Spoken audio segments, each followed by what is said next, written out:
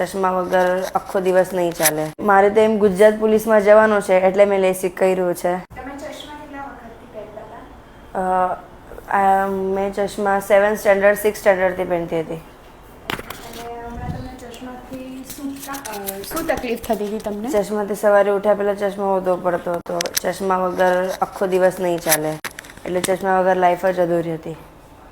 અને એવું હમણાં હવે લેસિક કરીને એવું ફીલ થાય છે કે ચશ્મા હવે નહીં પહેરું તો વધારે સારું. તમને ઓપરેશન થિયેટરમાં જ્યારે લઈ ગયા હતા ત્યારે તમારો શું અનુભવ હતો?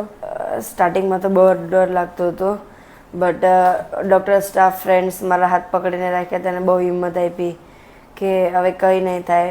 અને લેસિકમાં સર્જરીમાં બી કંઈ ત્રાસ નહીં હતું, કંઈ વધારે હાર્ડ સર્જરી નથી, બહુ સિમ્પલ સર્જરી છે. વધારેમાં વધારે 15 મિનિટ્સ યા 20 મિનિટ્સમાં આપણે બહાર આવી જઈએ.